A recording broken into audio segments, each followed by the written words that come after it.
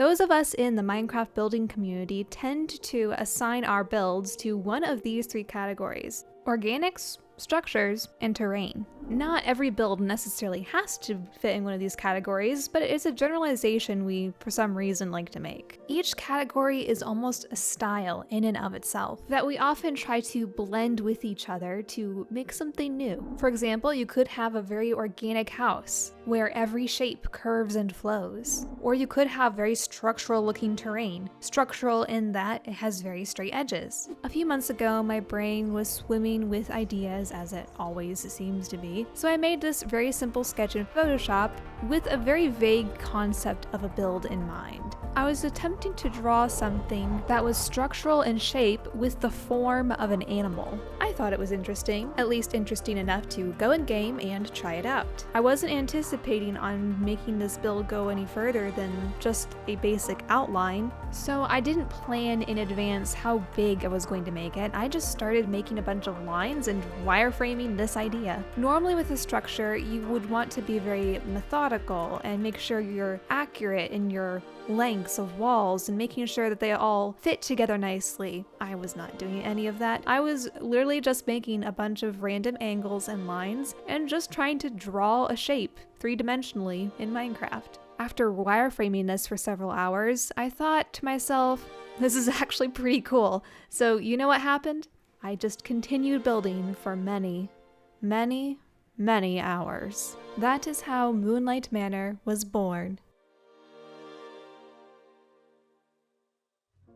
I can't remember at what point I decided I would make a fully fledged time-lapse out of this, but it was pretty early on. In fact, once I got this wireframe down, I realized I needed another sketch to kind of help me fill in the details in my mind. It was also around this time I decided I want to be a more Victorian style of architecture, and I thought of Victorian because of all of the details that it includes, and that was another thought that sparked this idea, was just my craving to practice more detailed structure. Now that I have a better understanding of what I'm doing, I can dive head on into this project.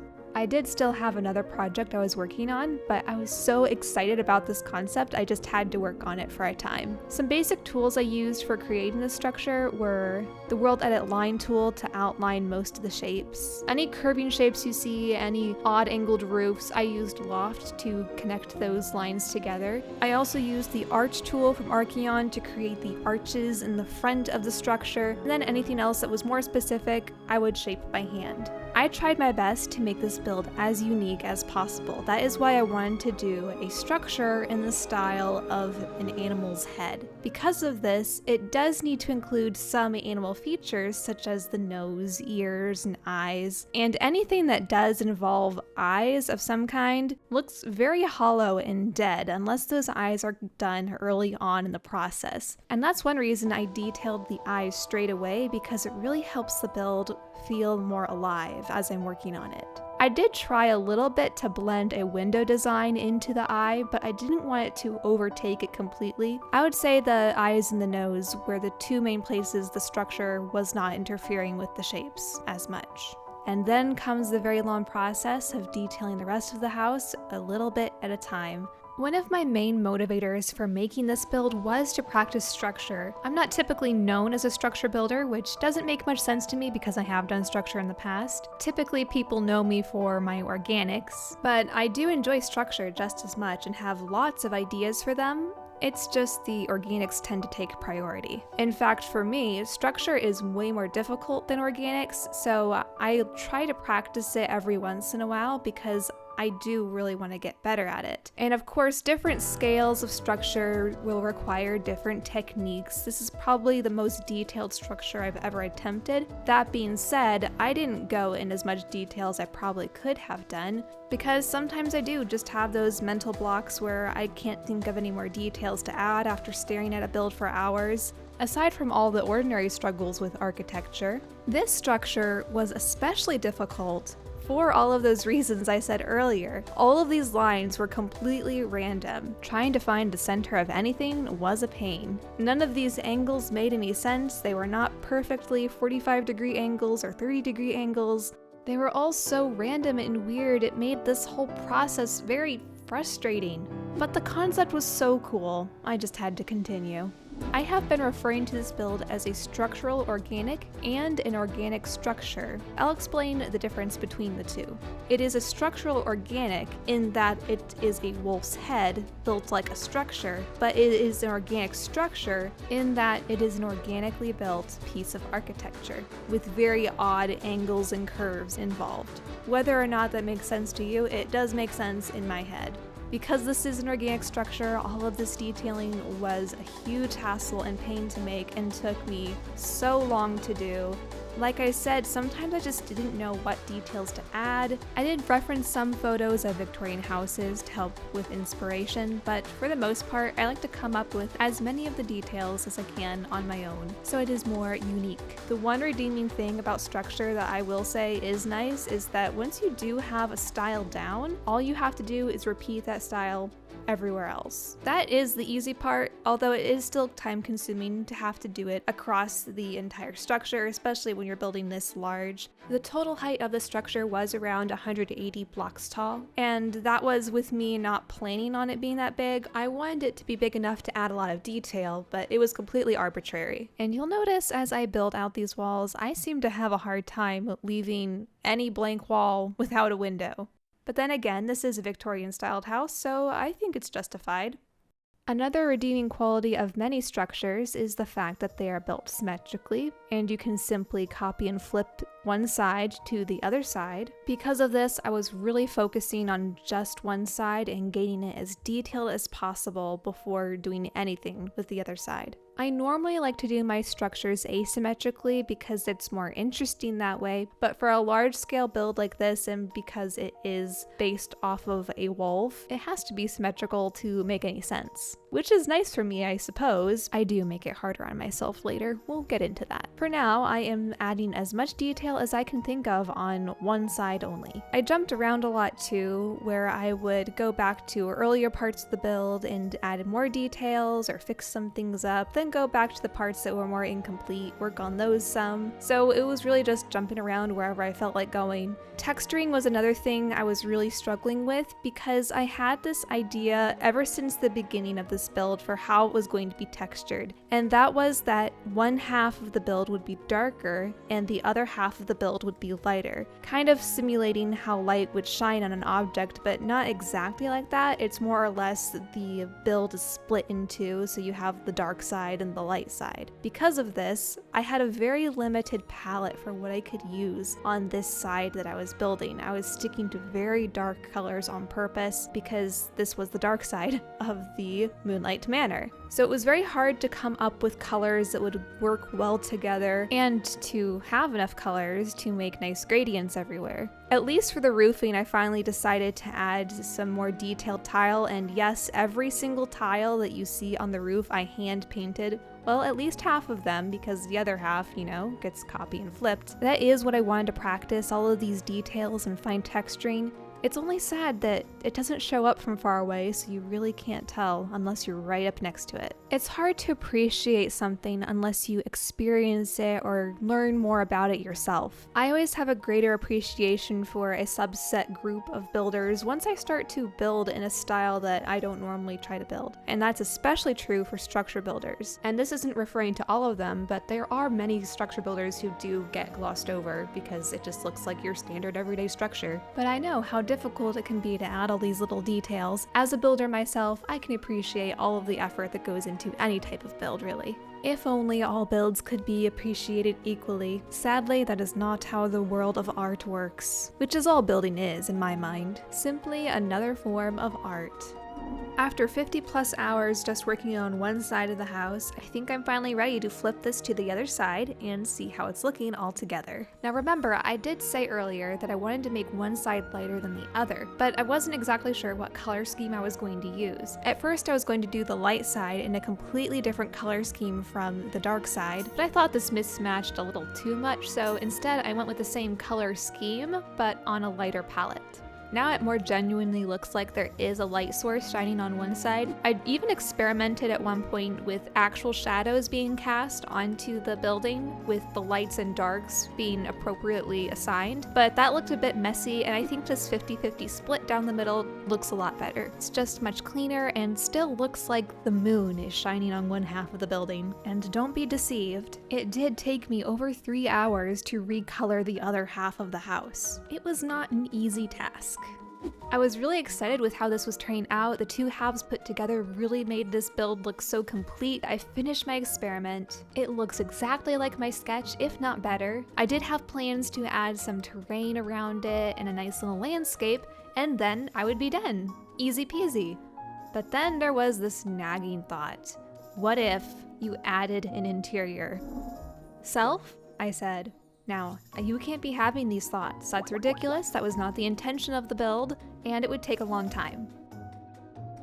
Then, myself walked inside the structure, and the most unfortunate thing happened. I saw potential. To begin this process of this unplanned interior, I had to map out all the different rooms and try to make them fit with the exterior. And since the windows are all randomly placed, trying to make rooms that matched up with my window placement that made sense was a bit of a challenge. In fact, it was so challenging that there are a few windows that do not have a room adjacent to them because I just did not have the space, but I was able to connect the majority of the windows to a room, which was nice. The rooms also don't fill up the entire space on the inside, but most of the usable space got covered. Again, I was just trying to make a layout that made sense with the window placement, or as well as I could make it match up with the windows. Many of these rooms have too many windows or very tall ceilings just to accommodate for that. In total, I ended up with 4 stories and 11 rooms, with a kitchen, dining room, and study on the first floor, a library, art room, music room, and sitting room on the second floor, 2 bedrooms and a bathroom on the third floor, and an attic at the top. Those were the rooms that I eventually had laid out in this interior. And I remember thinking to myself how I was going to keep these rooms very simple and not too complicated because I didn't want to overcomplicate this interior. I just wanted to get it done so I had something going on in here. And if there's anything I've learned about interiors, it is there is no such thing as a quick interior. Not even just for this scale, but especially for this large of a scale. It was also challenging for me to keep consistent with the scale because some rooms are bigger than others, and I did want to furnish these as well. So keeping all of this in mind was a bit challenging. Originally, I was going to keep the exterior looking windows and then make a fake interior window. After testing it just once, I could tell it wasn't going to work out. The main reason I was trying to avoid using real windows is because of the way these walls are angled. It was just going to make it more challenging to have to build an interior wall directly next to the exterior wall and make the windows look nice on both sides. But of course, it was the better looking option to go through all that extra work, so I did take the time to do that, and I'm really glad I did.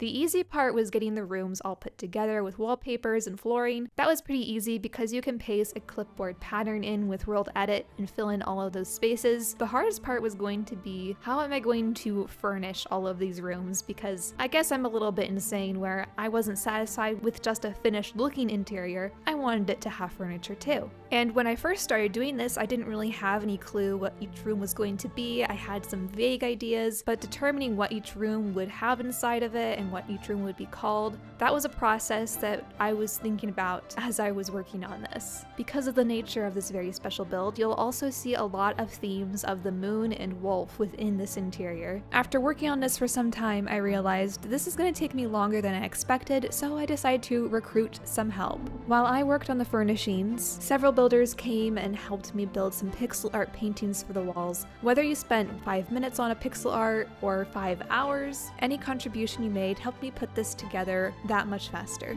It was a nice small way to collaborate on this project, even though you hadn't seen the outside of it till now. The finished interior features 82 paintings in total. Some of those I did, but the majority of them you all contributed to. Thanks to all of you for assisting me even in just a small way. It really means a lot.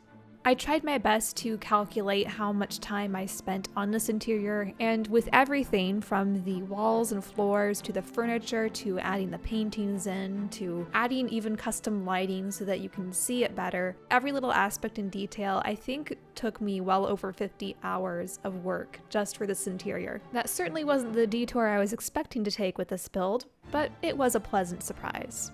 It's a bit crazy to me considering it really was not part of my original plan to do any kind of interior. Some rooms are definitely more furnished than others or more well thought out. I did reach a point where I just needed to stop because I was running out of ideas and getting very fatigued at the same time. But what I do have really comes together and I think looks amazing for the interior of a Moonlight Manor. It was nice to practice too, since it's not something I typically do.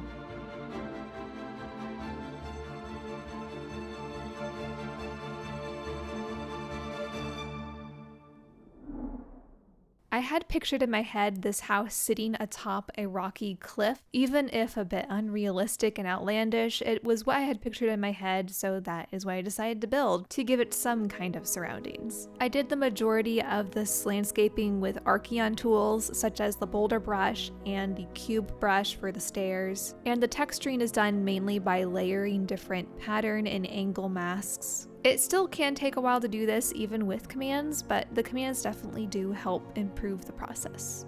I was planning on building giant trees to surround this hill that would tower above the house once it was in place. And while I have done mega trees in the past, I wanted to try different processes for different types of trees.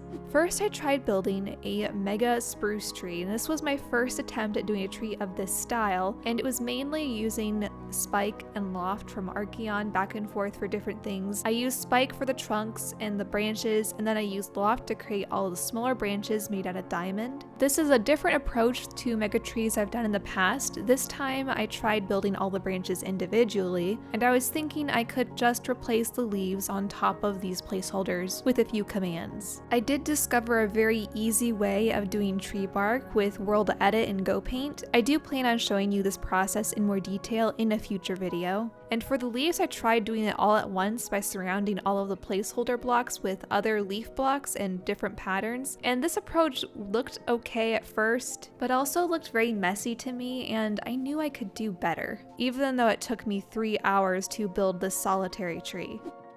When it did come time for me to redo these trees, I decided to go back to my normal approach of using the schematic brush. But typically what I've done with trees in the past is I would make a schematic of a leaf asset and paste the leaves randomly on the branches. However, with a tree such as this, where the branches are mostly sticking out from the center of the trunk, I decided to try making schematics of an entire branch instead of just the leaves. However, I did start off by making schematics of leaves, and this time I was going for a different style of tree entirely. I wanted to try making a pine tree, so I made these little needle-like assets and then covered a single branch with those, and then I just repeated this process where I would make a little branch, cover it with some pine needles, and texture it. I ended up making 12 of these individual branches, making sure that they were all angled in different orientations, some of them going up, some of them going down, some of them being bigger and some of them being smaller, so that I could have a good variety of assets of branches.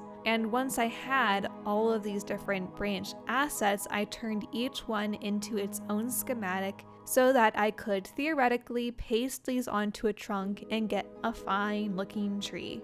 The one thing that didn't change was the method I used for the bark on the trunk. I really liked how it turned out the first time, so I did the same thing again here, and then started pasting in my branches schematics. Oh, is this even Minecraft anymore? Needless to say, I was a bit excited. Even though it was a different style of tree altogether, this pine tree looked 1,000 times better than that first tree I did. And the great thing about it was because I had all of the branches as schematics, it was really easy to create multiple versions of this really quickly because I already had the assets made. All I had to do was create a few new trunks and then I could paste the branches on them. This was so much faster than building the trees individually. Instead of potentially spending 18 hours on 6 trees, I only spent around 5 hours for 6 trees. That's including building the branches first, building the trunks, and then pasting it all together. And they look amazing! I finally have nice trees that will fit perfectly with my build. There's only one problem. These are pine trees, not the original spruce tree I was trying to make. And while they do look amazing and I do love them, I had to try this same method I used for these, but on a spruce tree instead. So here I am making a bunch of spruce branch assets. I was totally guessing on the shaping of this and the coloring, but this process of building each individual branch was the same as what I did with the pine trees. These ones are shaped a little differently because it's a different type of tree. They're more flat and have these strange angles to them, but I made sure to make them all in different lengths so that I could have the tree taper up to a point near the top. And for this spruce or fir tree, I made a total of 14 different branch assets. Now I have a whole tree factory going. I've got my tree trunks and I've got all of my branches, and all I have to do is just paste everything together using the schematic brush. I had no clue if these branches were going to actually come together and look like a good tree, but the more I pasted them in, the better and better it looked. This was the moment of truth. Would they come together and make a nice realistic tree? Indeed they did. I finally succeeded in making the spruce tree I set out to make originally, that doesn't look icky like that first one I made. And of course, I did the same thing as I did with those pine trees. I made 5 more of them, so I had 6 in total. I'm so excited that these turned out so well, and I do plan on making a video for how to make them in the future. Finally, I've reached the point where everything can start coming together. I can paste the house atop its cliff. I can put the mega trees surrounding it. I only wish that this forest were thicker or bigger, but I honestly didn't feel like extending the terrain any more than it was. Though it would have been an easy fix, I felt like this size was enough to give a little something surrounding this build. There were a few finishing touches, such as finishing up these lampposts to put along the path, some wolf statues for the base of the stairs. This is recycling some I built for the interior. The more I look at this, the sillier it is. I put this house on top of a rock, surrounded by giant trees. It looked better in my head, that's for sure. But is this build even supposed to make sense? I think that was the whole point of the original experiment, was to try to make something unique that hasn't been done before, to my knowledge. I'm still uncertain how I feel about this build. I do think it was a successful experiment, but I don't know if all of the time I put into it is reflected accurately in what I see before me. Obviously, I have learned a lot and developed a lot of new skills along the way, but I still don't know if it was worth all of that time to make it. I did spend over 150 hours on it after all. I think my vision is a bit skewed, however, because I've been staring at it for so long, it just gets duller over time where I get tired of looking at it. And that could be all it is. I'm sure it looks amazing to all of you. In the process of making this Moonlight Manor, I have been coming up with other designs for similar builds, and if you would like to see those in the future, just let me know. I'm probably going to make them all the same, but I'd still like to hear your thoughts if you would like to see more builds like this. I have so many ideas I want to do, and every time I think of a new one, another one gets pushed to the back of the list. It's a never-ending cycle, and prioritizing is hard, but I will always be working on something. Thank you for watching. If you happen to make it to this point in the video, let me know what you think of this structural organic of Moonlight Manor. May we meet again in the future.